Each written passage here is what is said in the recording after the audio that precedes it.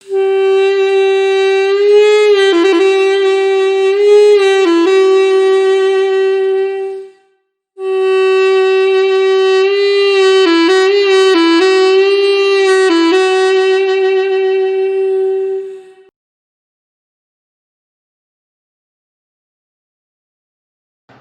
mengukur orang dari sifat ibadah zahirnya. Sebagai sebuah contoh jemaah yang dirahmati Allah, ada sahabat kita yang kita lihat misalnya, dia hanya melaksanakan ibadah-ibadah yang wajib saja. Kemudian dia hanya melaksanakan puasa Ramadan saja, tidak mengerjakan puasa sunnah, tidak mengerjakan puasa Syawal, tidak mengerjakan puasa Arafah misalnya. Hanya ibadah yang wajib saja yang dia lakukan. Sedangkan kita sahabatnya banyak mengerjakan ibadah-ibadah yang sunnah, maka kita sudah mencap dia orang yang kurang dalam agama. Seolah-olah kita yang sudah banyak amalan solehnya berupa amalan-amalan yang sunnah itu, segera kita mencap saudara kita karena melihat dari sisi lahiriah dia hanya mengerjakan yang wajib-wajib saja. Kita sudah menganggap dia di bawah kita. Kitalah ibadahnya yang paling banyak, jemaah yang dirahmati Allah. Padahal itu merupakan sesuatu yang keliru.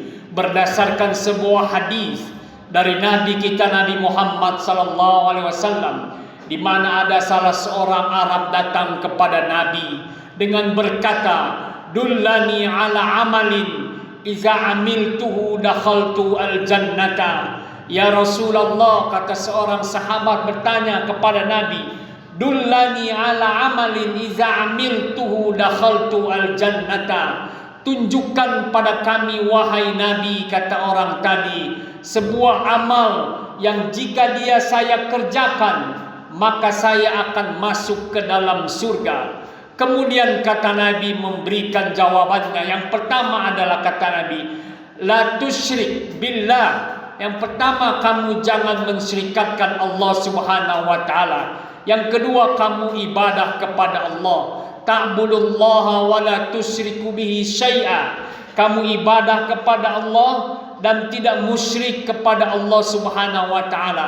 Yang kedua kata Nabi, wa tuqimus salatal maktubata. Engkau mendirikan salat yang wajib-wajib saja, yang 5 waktu itu. Kemudian kata Nabi Muhammad, wa tuaddi zakatal mafruḍah. Kamu menunaikan zakat yang wajib saja. Wa tasumu Ramadan.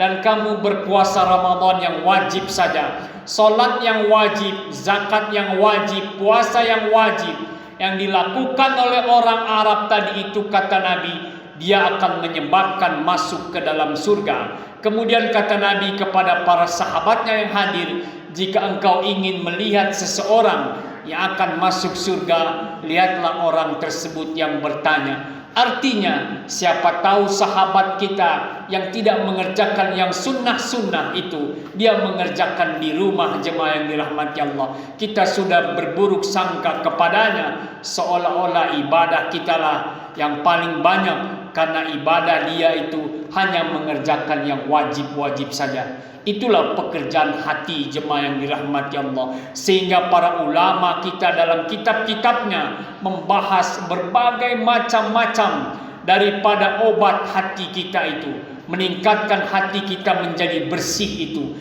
Di antaranya ada zuhud, ada syukur, ada tawakal, ada sabar. Kemudian para ulama juga menyusun ada penyakit yang disebut dengan riya, dengan sum'ah, dengan namimah, dan segala macamnya. Sehingga Imam Al-Ghazali yang lahir di kota Tus itu berkata dalam kitab Ihya'nya, beliau menyusun berbagai macam penyakit-penyakit itu yang kita kenal dengan rubu'u al-muhlikat dan rubu'u al-munjiyat. Seperempat Ihya Ulumuddin itu berisi tentang penyakit-penyakit yang bisa menyebabkan manusia menjadi celaka. Dan seperempat kitab Ihya Ulumuddin itu berisi dengan sebab-sebab yang menyelamatkan kita dalam kehidupan dunia. Itu yang pertama, jemaah yang dirahmati Allah. Kemudian kata Yusuf Al-Qaradawi adalah, kita seyogianya dapat mencari peluang-peluang untuk mengisi amal soleh kita, yang mana amal soleh kita itu bisa bermanfaat selamanya buat kita. Walaupun kita sudah tidak ada lagi di dunia ini, kita mencari peluang-peluang itu ketimbang kita membanggakan dengan amal ibadah, yang amal ibadah itu hanya buat kita sendiri manfaatnya.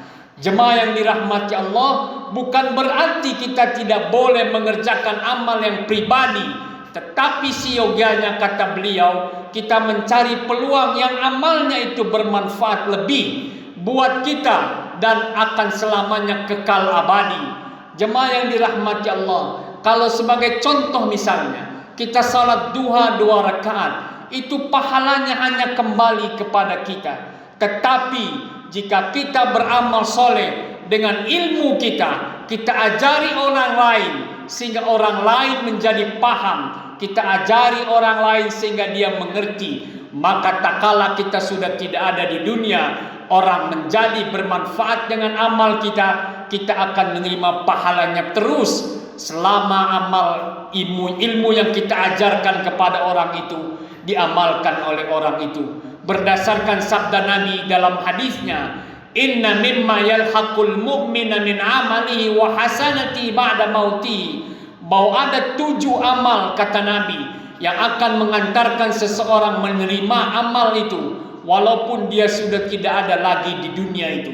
Ada 7. Yang pertama kata Nabi adalah ilman 'allamahu wa nasarahu, ilmu yang dia ajarkan dan dia sebarkan. Ilmu walaupun sedikit yang kita miliki, kita ajari kepada orang lain.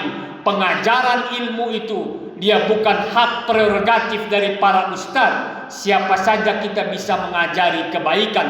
Selama kita mengajari kebaikan kepada orang lain, maka kita akan memperoleh pahalanya walaupun kita sudah tidak ada lagi hidup di dunia ini. Yang kedua kata Nabi adalah wa mushafan warasahu, kita mewarisi mushaf Al-Quran ini. Bukan saja maknanya kita memberikan Al-Quran kepada orang lain, tetapi kita memberikan makna-makna yang termaktub di dalam Al-Quran itu. Bahwa Al-Quran mengajari kita, janganlah usaha kita itu dibarengi dengan sifat-sifat ribawi. Janganlah usaha kita yang sedang kita cari ini kita sisipi dengan perbuatan-perbuatan ribawi itu. Itulah ajaran yang terkandung di dalam Al-Quran itu.